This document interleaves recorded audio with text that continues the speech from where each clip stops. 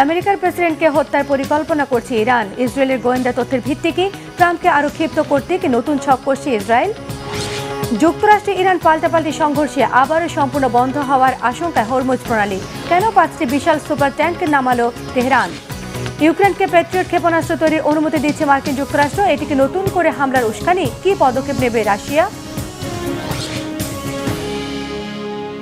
আসসালামু আলাইকুম, দেখছিলেন বাংলাভিশন ওয়ার্ল্ড নিউজ হেডলাইন। এবারে পুরো সংবাদ। মার্কিন প্রেসিডেন্ট ডোনাল্ড ট্রাম্পকে হত্যার পরিকল্পনা করছে ইরান, এমন চাঞ্চল্যকর তথ্য দিয়েছে ইসরায়েল। আগামী সপ্তাহে ট্রাম্প এবং নেতানিয়াহুর বৈঠকের আগে এই গোয়েন্দা তথ্য ইরান এবং ওয়াশিংটনের মধ্যে নতুন করে উত্তেজনা বাড়িয়ে দিয়েছে। গত মাসে ইরান যুক্তরাষ্ট্রের সমঝোতার স্মারককে ভালোভাবে নেয়নি ইসরায়েল। এমনকি যুদ্ধবন্ধে যুক্তরাষ্ট্রের নেওয়া পদক্ষেপে আপত্তি জানান বেনিয়ামিন নেতানিয়াহু।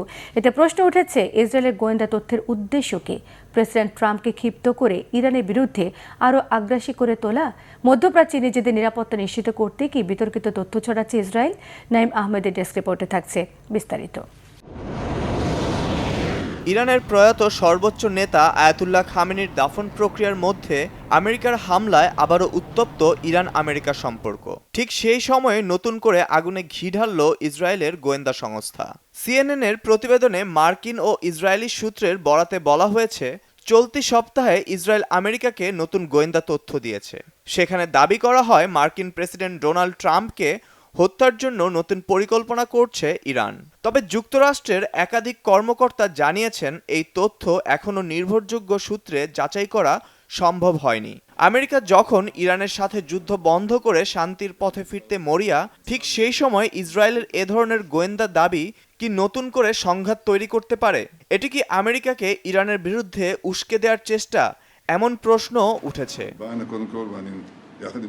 মার্কিন কর্মকর্তাদের একাংশের ধারণা, এই গোয়েন্দা তথ্য ট্রাম্প প্রশাসনের উপর রাজনৈতিক ও সামরিক চাপ তৈরির কৌশলও হতে পারে।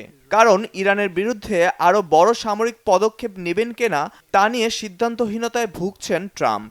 ইরানের উপর হামলা অব্যাহত রাখা এবং লেবানন সহ অন্যান্য ফ্রন্টে নিজেদের হামলা চালিয়ে যেতেই এ ধরনের চাপ সৃষ্টির চেষ্টা চালাচ্ছে ইসরায়েলি প্রধানমন্ত্রী।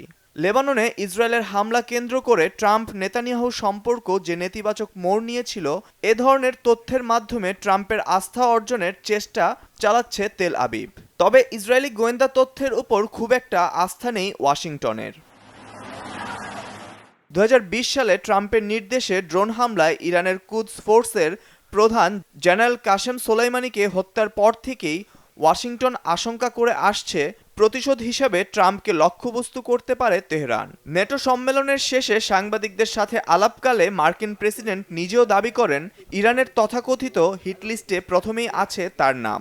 বলেন, ইরান তাকে সরিয়ে দিতে চায়। প্রয়োজনে ইরানের নতুন নেতৃত্বের বিরুদ্ধেও ব্যবস্থা নেওয়ার হুঁশিয়ারি দিয়েছেন তিনি। এদিকে টানা তৃতীয় দিনের মতো ইরানের দক্ষিণাঞ্চলের বুশেহর, কুনারাক, সিরিক সহ একাধিক এলাকায় নতুন করে বিস্ফোরণের তথ্য পাওয়া গেছে। এসব হামলায় নিজেদের সম্পৃক্ততার কথা অস্বীকার করেছে আমেরিকা। আর তেহরানও হামলার জন্য শত্রুপক্ষকে দায়ী করলেও কোনো দেশের নাম উল্লেখ করেনি। ফলে হামলার পেছনে ইসরায়েলের সম্ভাব্য ভূমিকা নিয়ে নতুন আলোচনা শুরু হয়েছে। এসব হামলায় যুদ্ধবিরতি ভঙ্গের জন্য যুক্তরাষ্ট্রকে দায়ী করেছে তেহরান। এ অঞ্চলের অস্থিরতার জন্য বাইরের শক্তিকে দায়ী করেছে খামেনি প্রশাসন।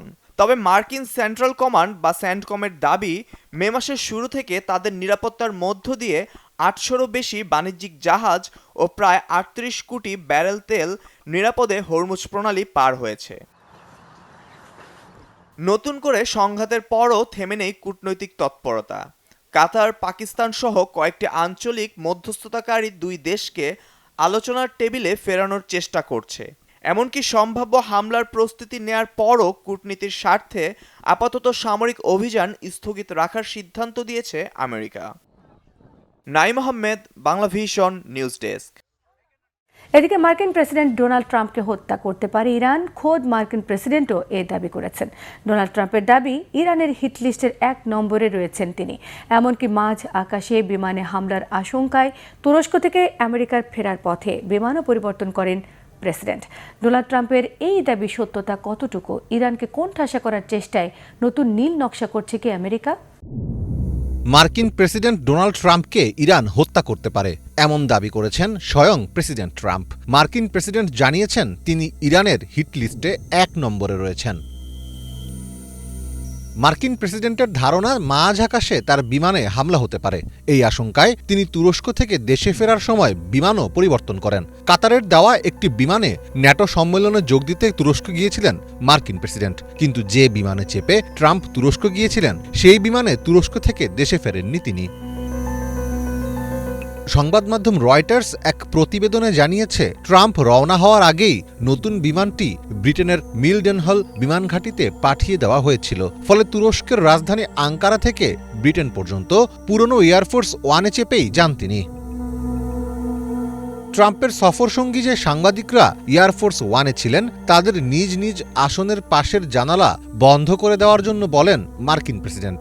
এর কারণ হিসেবে তিনি বলেন, আপনারা সম্ভবত একটি বিপজ্জনক বিমানে রয়েছেন।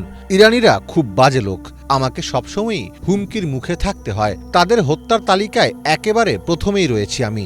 আমার যদি কিছু হয় তবে আপনাদেরও সেই একই অবস্থা হবে।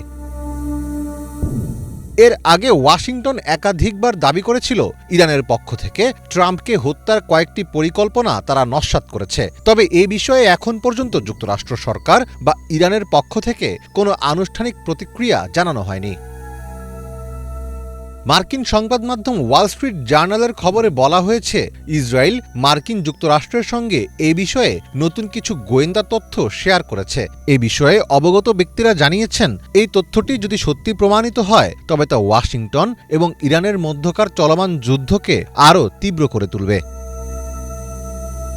ইরানের সাথে যুদ্ধ শুরুর দিকে ট্রাম্প এবং ইসরায়েলের প্রধানমন্ত্রী বেনিয়ামিন নেতানিয়াহু ঘন ঘন কথা বলতেন। নেতানিয়াহু গভীর রাতে ফোন আলাপে প্রেসিডেন্টকে বিভিন্ন লক্ষ্যবস্তু এবং ইসরায়েলি গোয়েন্দা তথ্য সম্পর্কে জানাতেন। এই দুই নেতা এখনও কথা বলা চালিয়ে যাচ্ছেন, তবে বেশ কয়েকটি উত্তপ্ত ফোনালাপের মাধ্যমে তাদের সম্পর্কের টানাপোড়েনের লক্ষণ প্রকাশ পেয়েছে বলে জানিয়েছে একাধিক মার্কিন সংবাদ মাধ্যম। নিহত ইরানি সর্বোচ্চ নেতা আলী খামেনির জানাজায় অংশ নেওয়া শোকগ্রস্ত ইরানিরা ট্রাম্পের মৃত্যু চেয়ে স্লোগান দেয়। সেখানে উপস্থিত লোকজন আমরা ট্রাম্পকে হত্যা করব লেখা ব্যানারও প্রদর্শন করে। ট্রাম্পের প্রেসিডেন্সির প্রথম মেয়াদে ইসলামিক রেভলিউশনারি গার্ড কর্পসের শীর্ষ জেনারেল কাশেম সোলাইমানি নিহত হন। সেই হত্যার প্রতিশোধ হিসেবে দীর্ঘদিন ধরে ট্রাম্পের বিরুদ্ধে প্রকাশ্যে প্রতিশোধ নেওয়ার অঙ্গীকার করে আসছে ইরান। মীর ফজলে রাব্বি, বাংলা ভিশন। মাত্র 24 ঘন্টায় 11 মিলিয়ন ব্যারেল তেল নিয়ে সাগরে নেমেছে ইরানের 5টি সুপার ট্যাঙ্কার। ইরান আমেরিকার মধ্যকার সাময়িক সমঝোতা ভেঙে যাওয়ার জেরে চলমান উত্তেজনায় যে কোনো মুহূর্তে বন্ধ হতে পারে বিশ্বের জ্বালানি পরিবহনের গুরুত্বপূর্ণ পথ হরমুজ প্রণালী। একদিকে ইরান জুড়ে খামেনির বিদায় শোক, অন্যদিকে বেসামরিক স্থাপনার মার্কিন হামলা, সব মিলিয়ে পারস্য উপসাগরীয় অঞ্চল এখন চরমভাবে উত্তপ্ত। ইতিমধ্যে বিশ্ববাজারে তেলের দাম এক ধাক্কায় 9% বেড়ে $79 ঠেকেছে। হাফিজুল ইসলামের ডেস্ক রিপোর্টে থাকছে বিস্তারিত। ইরান আমেরিকার পাল্টাপাল্টি হামলা ও যুদ্ধের উত্তেজনায় যে কোনো মুহূর্তে আবারও বন্ধ হয়ে যেতে পারে বিশ্বের সবচেয়ে গুরুত্বপূর্ণ নৌপথ হরমুজ প্রণালী। এই আশঙ্কা থেকে নজিরবিহীন এক পদক্ষেপ নিয়েছে তেহরান। মাত্র 24 ঘন্টায় নিজেদের 5টি বিশাল সুপার ট্যাঙ্কার সাগরে নামিয়েছে ইরানি প্রশাসন। আর এসব জাহাজে তড়িঘড়ি করে দেশ ছাড়ছে প্রায় 11 মিলিয়ন ব্যারেল জ্বালানি তেলের চালান। ওমান সাগরের দিকে ছুটে যাওয়া এই দানবাকার তেলবাহী জাহাজগুলো ছুটছে এক সপ্তাহের পরিমাণ ইরানি তেল নিয়ে। হরমুজ প্রণালী খোলা থাকতেই ইরানের এমন কার্যক্রম ইঙ্গিত দিচ্ছে অচিরেই হয়তো লাগাম ছাড়া হয়ে যাবে জ্বালানি তেলের মূল্যবৃদ্ধি। কিছুদিন আগেই ইরান ও আমেরিকার মধ্যে ইসলামাবাদ সমঝোতা স্মারক নামের একটি চুক্তি স্বাক্ষরিত হয়। সেই অনুসারে 60 দিনের জন্য সাময়িক যুদ্ধবিরতি ও হরমুজ প্রণালী দিয়ে করমুক্ত জাহাজ চলাচলের কথা ছিল। একই সাথে ইরানকে তেল বিক্রির ক্ষেত্রে সাময়িক ছাড়ও দিয়েছিল ট্রাম্প প্রশাসন। কিন্তু সম্প্রতি কাতার ও সৌদি আরবের জাহাজে হামলার দায় ইরানের উপর চাপিয়ে দিয়ে ট্রাম্প সেই সুবিধা বাতিল করতেই পাল্টে যায় পরিস্থিতি। ভেঙে পড়া যুদ্ধবিরতি ক্রমবর্ধমান উত্তেজনার আগুনে রীতিমতো ঘি ঢেলে দিয়েছে। ইরানের বিপ্লবী গার্ড বাহিনীও দমে যাওয়ার পাত্র নয়। তারা সাফ জানিয়ে দিয়েছে, আমেরিকার আগ্রাসন ও হরমুজ প্রণালীর নৌপথে নাক গলানো তারা কিছুতেই মেনে নেবে না। এর ভয়াবহ জবাবও দেয়া হবে। ওমান সাগরে এখন দুই দেশের সামরিক শক্তি একে অপরের মুখোমুখি দাঁড়িয়ে আছে। ফলে ওমানকে সাথে নিয়ে হরমুজ প্রণালীর ভবিষ্যৎ নিয়ন্ত্রণ করার যে আলোচনা চলছিল তা এখন ভেস্তে যাওয়ার মুখে। নতুন করে সংঘাত শুরুর পর মার্কিন সামরিক বাহিনীর বিরুদ্ধে ইরানের বেসামরিক অবকাঠামোতে হামলার অভিযোগ উঠেছে। দেশটির স্বাস্থ্য মন্ত্রণালয়ের তথ্য অনুযায়ী এসব হামলায় নিরীহ মানুষ প্রাণ হারিয়েছে, গুরুতর আহত হয়ে হাসপাতালে আছে বহু মানুষ। ইরানের উপর ট্রাম্পের আগ্রাসন ও তেহরানের জবাবি হামলায় জ্বলে ওঠা আগুনের উত্তাপ লাগতে শুরু করেছে পুরো বিশ্বে। মাত্র এক সপ্তাহের মধ্যেই বিশ্ব বাজারে তেলের দাম প্রায় 9% বেড়ে গিয়ে ব্যারেল প্রতি $79 ঠেকেছে। তাড়াহুড়ো করে পাঠানো ইরানের বিশাল তেলের চালান আসলে কোথায় যাচ্ছে তা এখনও নিশ্চিত নয়। যুদ্ধবিরতি ভেঙে যাওয়া ঘিরে সাম্প্রতিক সংঘাতের মাঝেই সম্পন্ন হয় ইরানের প্রয়াত নেতা আয়াতুল্লাহ আলী খামেনির জানাজা ও দাফন। তেহরানের দাবি, প্রায় 4,30,00,000 মানুষ অংশ নেয় বিদায়ী অনুষ্ঠানে। টানা 6 দিন ধরে দেশের 5টি শহরে চলা স্মরণসভাকে বিশ্ব ইতিহাসের বৃহত্তম শবযাত্রা বলে দাবি করেছে ইরানি গণমাধ্যম। মার্কিন ইসরায়েলি হামলায় হত্যার শিকার হওয়ার দীর্ঘ 4 মাস পর চিরনিদ্রায় শায়িত হলেন আধুনিক ইরানের ইতিহাসে সবচেয়ে প্রভাবশালী এই নেতা। এমন পরিস্থিতিতে হরমুজ প্রণালী দিয়ে জ্বালানি সরবরাহ আগের মতো বাধাগ্রস্ত হলে উচ্চমূল্যের কঠিন ধাক্কায় আবারও চরম বিপদে পড়বে গোটা বিশ্ব। হাফিজুল ইসলাম, বাংলা ভিশন। বাংলাদেশি কূটনীতিক রাবাব ফাতিমাকে আফগানিস্তানের নিজের বিশেষ দূত হিসেবে মনোনয়ন দিয়েছেন জাতিসংঘের মহাসচিব অ্যান্টোনিও গুটেরেস। রাবাব ফাতিমার মনোনয়ন জাতিসংঘ নিরাপত্তা পরিষদে পাঠানো হয়েছে। আফগানিস্তান ভিত্তিক সংবাদ মাধ্যম আরিয়ানা নিউজে লিখেছে, এই বিষয়ে শিগগিরই সিদ্ধান্ত নেবে নিরাপত্তা পরিষদ। মনোনয়ন চূড়ান্ত হলে রোজা ওতুনবায়েবার স্থলাভিষিক্ত হবেন তিনি। রাবাব ফাতিমা 2022 সালের জুনে জাতিসংঘের আন্ডার সেক্রেটারি জেনারেলের দায়িত্ব পান। বর্তমানে তিনি স্বল্পোন্নত দেশ এলডিসি, স্থলবেষ্টিত উন্নয়নশীল দেশ এলএলডিসি এবং উন্নয়নশীল ক্ষুদ্র দ্বীপ রাষ্ট্রগুলো SIDS এর জ্যেষ্ঠ প্রতিনিধি হিসেবে কাজ করছেন। এর আগে তিনি নিউ ইয়র্কে জাতিসংঘে বাংলাদেশের স্থায়ী প্রতিনিধি এবং জাপানে বাংলাদেশের রাষ্ট্রদূত হিসেবে দায়িত্ব পালন করেন। 2019 সালের ডিসেম্বরে তিনি জাতিসংঘে বাংলাদেশের স্থায়ী প্রতিনিধি হিসেবে দায়িত্বপ্রাপ্ত নেন। ইউক্রেনকে মার্কিন আকাশ প্রতিরক্ষা ব্যবস্থা প্যাট্রিয়ট ক্ষেপণাস্ত্র তৈরির লাইসেন্স দেওয়ার ঘোষণা দিয়েছেন যুক্তরাষ্ট্রের প্রেসিডেন্ট ডোনাল্ড ট্রাম্প। তুরস্কের আঙ্কারায় ন্যাটো সম্মেলনের ফাঁকে ইউক্রেনের প্রেসিডেন্ট ভলোদিমির জেলেনস্কির সঙ্গে বৈঠকে প্রেসিডেন্ট ট্রাম্প এই আশ্বাস দেন। জেলেনস্কির সঙ্গে আলাপচারিতায় তিনি জানান, প্যাট্রিয়ট তৈরির লাইসেন্স দিলে কিয়েভ আর বলতে পারবে না যুক্তরাষ্ট্র যথেষ্ট করছে না।